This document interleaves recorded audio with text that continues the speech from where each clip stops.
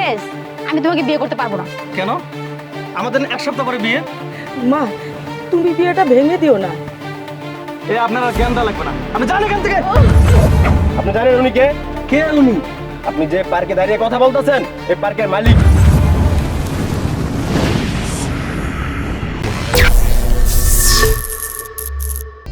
শোনো পারভেজ, বলো। অনেকদিন হলো তো আমরা রিলেশনে আছি, তাই না? অবশ্যই। আর এখন তো আমার পড়াশোনা প্রায় শেষ পর্যায়ে, বাড়ি থেকে বিয়ের জন্য চাপ দিচ্ছে। এখন তুমি কি বলো? বৃষ্টি, তুমি ঠিকই বলেছো। আমারও আর এইভাবে লুকিয়ে লুকিয়ে প্রেম করতে ভালো লাগে না। আর আমাদের সম্পর্ক তো প্রায় 5 বছর হয়ে গেল। তবে তুমি টেনশন করো না, এক সপ্তাহের ভিতরে আমি আমার মাকে তোমার বাসায় পাঠিয়ে দেবো। তবে আরেকটা কথা, আমার মায়ের জন্য খাতির যত্নে কোনো কমতি না থাকে। আরে তুমি কেন চিন্তা করছো অযথা? তোমার মা মানেই তো আমার মা, তাই না? আর মা আমার বাড়িতে আসবে, আমি কি তার খাতির যত্ন কম করব? আচ্ছা শোনো, আমার কিন্তু বিয়েতে লাল বেনারসি শাড়ি লাগবে। তুমি এটা কথা বললা, একটা বেনারসি কেন, তুমি যদি চাও পুরো দোকানের কাপড় সব এনে তোমাকে আমি দেবো। আর একটা কথা, আমার বিয়েতে কিন্তু আমার 5টা কিউট কিউট বান্ধবী আসবে, ঠিক আছে? ওদের জন্য আমার সুন্দর সুন্দর শাড়ি চাই, আর স্পেশাল কিছু গিফট চাই। আরে কি বলো, তোমার বান্ধবী বলে কথা, আমি তো ওদের জন্য 5টা গিফট অলরেডি ভেবে রেখেছি। কি সেটা? আমার 5টা কিউট কিউট বন্ধু। তোমার পাগলামিগুলো না গিল না, না আগের মতো রয়ে গেছে। পাগলামি যাবে, তুমি যেন আমার ঘরে যাবে না তারপরে। আচ্ছা আচ্ছা।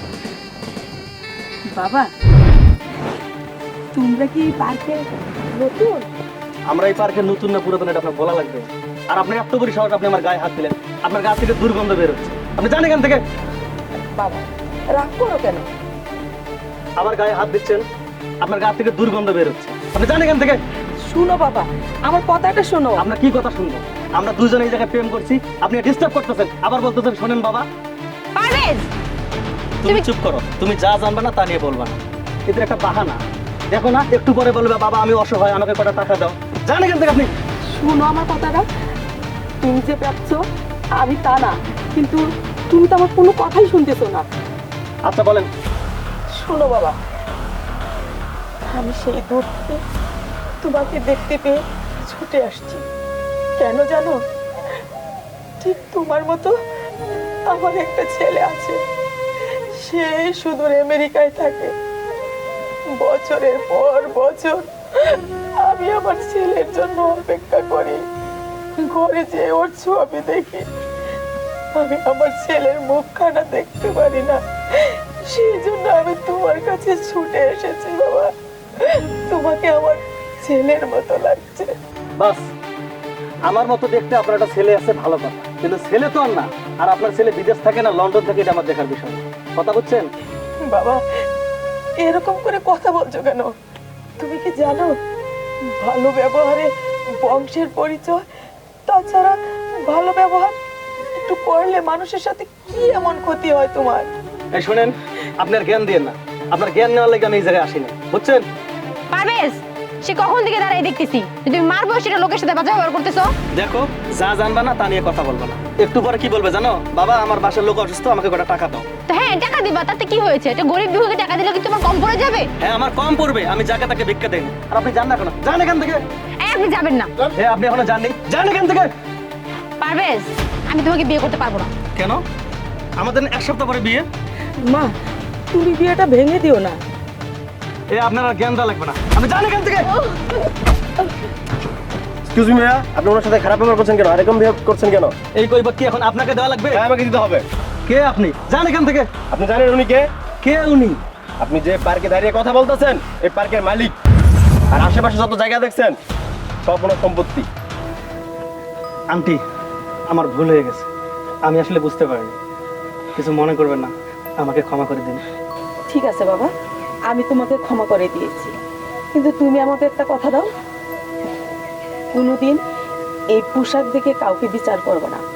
তুমি জানো আমি যদি এখন ইচ্ছে করি তাহলে দামি দামি শাড়ি গয়না এক্ষুনি গায়ে জড়াতে পারি। আর গাড়ি তো আমার বাড়িতে 4-5টা পড়ে আছে, কেন ব্যবহার করি না তা জানো? কারণ ওই গাড়িগুলি আমি আমার সন্তানের জন্য রেখে দিয়েছি। আর বলো, এই শাড়ি গয়না দিয়ে কি মানুষকে বিচার করা যায়? না, যায় না। কিন্তু আমি এইভাবে থাকতে খুব ভালোবাসি, আমার কাছে ভালো লাগে। এই পার্কে এসে ঘুরে ঘুরে আমি তোমাদেরকে দেখি আর আমার সন্তানের কথা ভাবি। আমার ছেলের চেহারাটা ঠিক তোমার মতো, কিন্তু বাবা তুমি আমাকে বলো, তুমি যখনই এই পার্কে আসবে, তখনই তুমি আমার কাছে যাবে। ওই যে বড় বিল্ডিং, এইটা আমার বাড়ি। মা তুমিও কিন্তু সাথে আসবে। তুমি কথা দাও, এই বিয়েটা তুমি ভেঙে দিবে না? হ্যাঁ মা, কিন্তু আমার একটা শর্ত আছে। শর্ত? কি সেই শর্ত মা? আমি বলছি, শর্তটা হচ্ছে আমাদের 1 সপ্তাহ পরে বিয়ে। আপনি আমার বিয়ের স্পেশাল গেস্ট, আর 1 সপ্তাহ আগে আপনি আমাদের বিয়েতে থাকবেন। আর আপনি হলুদ না দিলে তো আমি বিয়ের পিড়িতেই বসবো না। ঠিক আছে বাবা, আমি অবশ্যই থাকবো।